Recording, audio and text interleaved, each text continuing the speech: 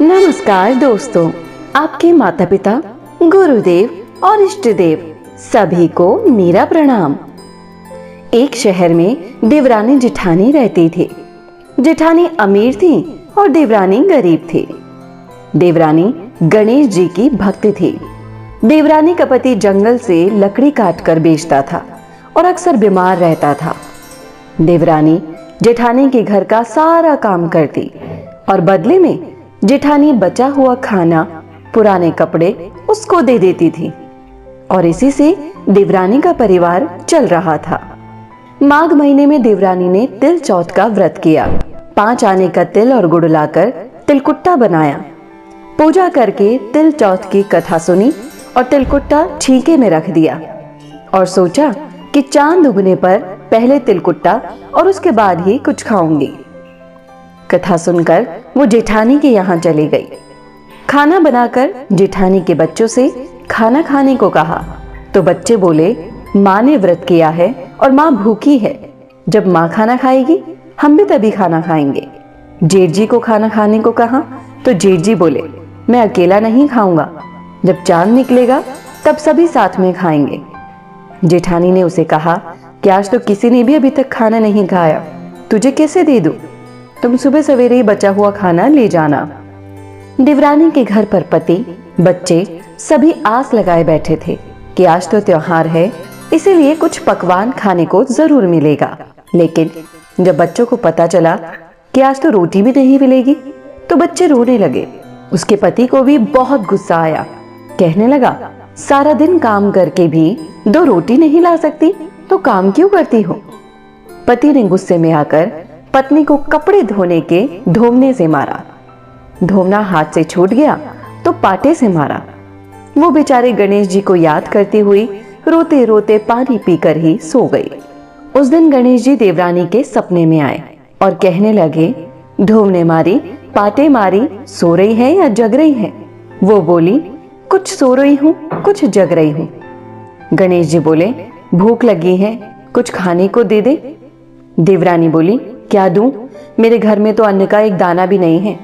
जेठानी बचा हुआ खाना देती थी, वो भी आज नहीं मिला। पूजा का बचा हुआ तिलकुट्टा छीके में पड़ा है, वही खा लो।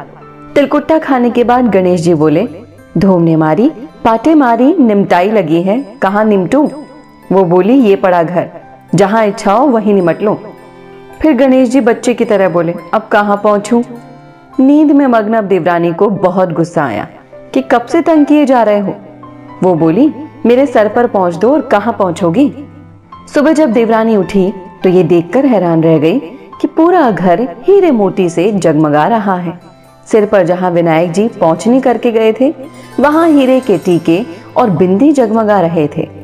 उस दिन देवरानी जेठानी के यहाँ काम करने नहीं गई। बहुत देर तक राह देखने के बाद जेठानी ने बच्चों को देवरानी को बुलाने भेजा।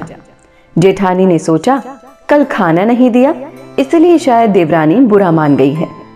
बच्चे बुलाने गए और बोले, चाची चलो, माँ ने बुलाया है, सारा काम पड़ा है। देवरानी ने जवाब दिया, अब उसकी जरूरत नहीं है, घर में सब भरपूर है गणेश जी के आशीष से। बच्चों ने घर जाकर माँ को बताया कि चाची का तो पूरा घर हीरे मोतियों से जगमगा रहा है। जेठानी दौड़ती हुई देवरानी के पास गई और पूछा कि ये सब कैसे हुआ? देवरानी ने उसके साथ जो हुआ वो सब कह डाला। घर लौटकर जेठानी अपने पति से बोली कि आप मुझे धोवने और पाटे से मारो। उसका पति बोला, हे भली मानस, मैंने तो कभी तुम पर हाथ भी नहीं उठाया, मैं तुम्हें धोवने और पाटे से कैसे मार सकता हूँ? पर वो नहीं मानी और जिद करने लगी। मजबूरन पति को उसे मारना ही पड़ा। उसने ढेर सारा घी डालकर चूरमा बनाया और छीके में रखकर सो गई। रात को चौथ विनायक जी सपने में आए और कहने लगे, भूख लगी है, क्या खाऊं? जेठानी बोली, हे गणेश जी महाराज, मेरी देवरानी के यहाँ तो आपने सूखा तिलकुट्टा खाया था, मैंने तो झरते घी का चूरमा बनाकर आपके लिए छीके में रखा है, फल और मेवे भी रखे हैं, जो चाहे खा लीजिए। बाल स्वरूप गणेश जी बोले, अब निमटे कहाँ? जेठानी बोली, उसके यहाँ तो टूटी फूटी झोपड़ी थी, मेरे यहाँ तो कंचन का महल है, जहां चाहे निमट लो। फिर गणेश जी ने पूछा, अब पहुंचू कहाँ? जेठानी बोली, मेरे ललाट पर बड़ी सी बिंदी लगाकर पहुंच लो। धन की भूखी जेठानी सुबह सुबह जल्दी उठ गई। सोचा घर हीरे जवाहरात से भर चुका होगा, पर देखा तो पूरे घर में गंदगी फैली थी और तेज बदबू आ रही थी। उसके सर पर भी बहुत सी गंदगी लगी हुई थी। उसने कहा, हे गणेश जी महाराज, ये आपने क्या किया? मुझसे रूठे और देवरानी पर टूटे। जेठानी ने घर की सफाई करने की बहुत कोशिश करी, लेकिन गंदगी और ज्यादा फैलती गई। जेठानी के पति को मालूम चला तो वो भी बहुत गुस्सा हुआ और बोला, तेरे पास इतना सब कुछ था, फिर भी तेरा मन नहीं भरा?